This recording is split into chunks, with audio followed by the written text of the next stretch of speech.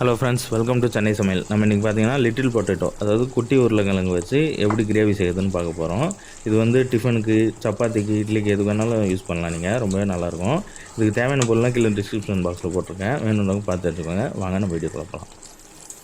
சுவையான மற்றும் ட்ரெடிஷ்னலான டிஷ்ஷுகளை பார்க்கணுன்னா நீங்கள் வந்து சென்னை சமையல் யூடியூப் சேனலை மறக்காமல் சப்ஸ்கிரைப் பண்ணுங்கள். கூட வந்து பெல் ஐக்கானை ப்ரெஸ் பண்ணுங்கள். உடனே அப்டேட்டுகளை தெரிஞ்சுக்கோங்க. வாங்க வீடியோக்குள்ளே போகலாம். முதல்ல பார்த்திங்கன்னா உருளைக்கிழங்கு நான் வேக வச்சு வச்சுருக்கேன். உப்பு போடாமல் வேக வச்சுருக்கேன். வேக வச்சு தோல் உரிச்சு வச்சுருக்கேன். இதில் வந்து ஃபோக் வச்சு இந்த மாதிரி சின்னதாக ஹோல்ஸ் போட்டுக்கோங்க. ஓட்டை ரொம்ப டீப்பாக போடணும்னா சின்னதாக போட்டுக்கோங்க. அப்போ தான் வந்து உப்பு காரம்லாம் வந்து அந்த உருளைக்கிழங்கு உள்ளே இறங்கும். அதுக்காக நான் இந்த மாதிரி பண்ணுறேன். பார்த்துக்கோங்க. இந்த மாதிரி ஃபுல்லாக ஈவனாக போட்டிருக்கேன் எல்லா உருளைக்கிழங்குலையும். இப்போ வந்து இதுக்கு தேவையான அளவு உப்பு போட்டுடலாம். இந்த உருளைக்கிழங்கு தேவையான அளவு மஞ்சத்தூள் ஒரு 1/4 ஸ்பூன் போட்டுக்கோங்க. போட்டு மிக்ஸ் பண்ணுறேங்க.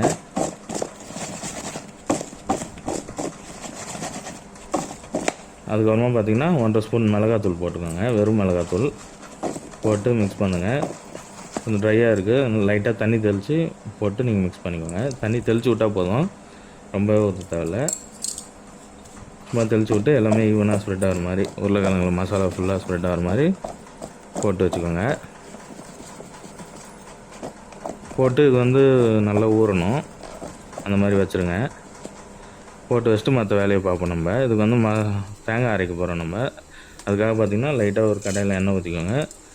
சோம்பு போட்டுக்கோங்க. சோம்பு நல்லா பொடிஞ்சதுக்கப்புறமா வந்து முந்திரி ஒரு 10 பழம் முந்திரி போட்டுக்கோங்க. போட்டு நல்லா மிக்ஸ் பண்ணுங்கள். முந்திரி வந்து சீக்கிரமே கறிவிடக்கூடாது, லைட்டாக பொன்னிறமாக வறுக்கணும். அந்த மாதிரி வறுத்ததுக்கப்புறம் ஒரு கைப்பிடி அளவுக்கு தேங்காய் துருவி வச்சுருக்கேன். அந்த தேங்காய் துருவில் போட்டுருங்க. போட்டு நல்லா மிக்ஸ் பண்ணுங்கள். நெருப்பு வந்து சிம்லேயே இருக்கட்டும், ஃபுல்லாக வைக்க வேணாம். போட்டு நல்லா மிக்ஸ் பண்ணிக்கோங்க. இது கூட கசகசா ஒரு ஸ்பூன் அளவு போட்டுக்கோங்க. கசகசா வந்து நல்லா குளிர்ச்சி, உடம்புக்கு வந்து ரொம்ப நல்லது, நிறைய ஹெல்த் பெனிஃபிட்ஸ் இருக்குது இதில். கசகசா போட்டுக்கோங்க. கசகசா போட்டு தனியாக வச்சுட்டோம், அது ஆறட்டும். அரைக்க போகிறோம். நம்ம வேறு கடாயில் வந்து எண்ணெய் ஊற்றி கடுகு போட்டுக்கோங்க. கடுகு நல்லா பொடிக்கிட்டோம். கடுகு பொடிஞ்சோடனே கொஞ்சோண்டு சோம்பு போட்டுக்கோங்க. 3 பச்சை மிளகாய் போட்டுக்கோங்க. 2 காஞ்ச மிளகாய், குண்டு மிளகாய் போட்டுக்கோங்க. கருவேப்பிலை கொஞ்சோண்டு போட்டு நல்லா தாளிக்கிறதுக்கு எப்படி பண்ணுவோமோ அது மாதிரி போட்டு நல்லா மிக்ஸ் பண்ணிக்கோங்க. அதுக்கப்புறமா லைட்டாக மஞ்சத்தூள் போட்டுக்கோங்க.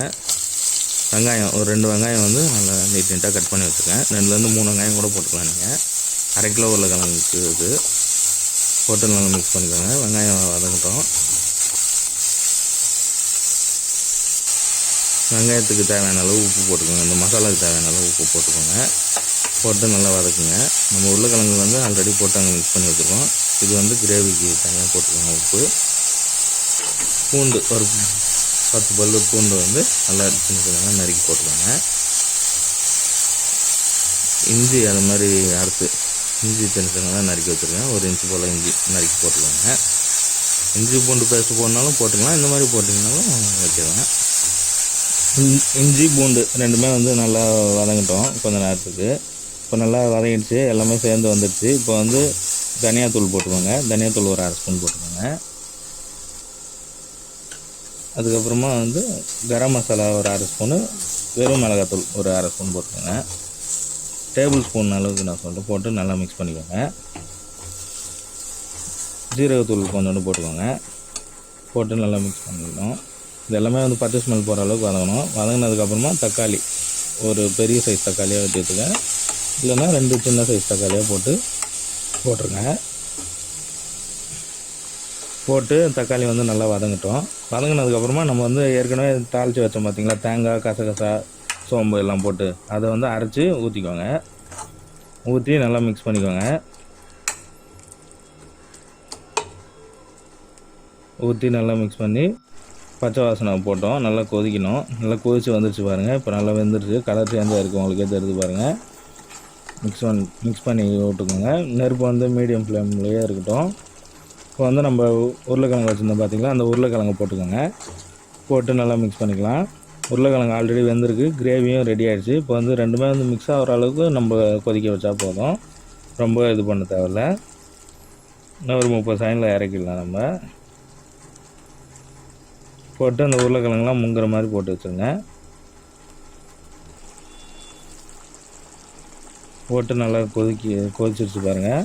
இப்போ வந்து ரெடி நம்மளுக்கு. எல்லாமே வந்து நல்லா மிங்கிளாக இருக்கும், மசாலா எல்லாமே பச்சை வாசனையும் போயிருக்கும், டேஸ்ட்டாக இருக்கும். இது வந்து நம்ம இட்லி, பூரி, சப்பாத்தி எதுக்கு வேணாலும் வச்சு சாப்பிட்லாம், டேஸ்ட்டாக இருக்கும். இது சாப்பாடு கூட லைட்டாக போட்டு சாப்பிட்லாம். இப்போ வந்து கொத்தமல்லி தூக்கி அடுப்பை ஆஃப் பண்ணி மூடி வச்சுருங்க. இப்போ வந்து சர்வ் பண்ணுறதுக்கு ரெடி ஆகிடுச்சு. எல்லோரும் ட்ரை பண்ணி பாருங்கள். இந்த வீடியோ உங்களுக்கு பிடிச்சிருந்ததுன்னா சென்னை சமையல் யூடியூப் சேனலை மறக்காமல் சப்ஸ்கிரைப் பண்ணுங்கள். தேங்க்ஸ் ஃபார் வாட்சிங்.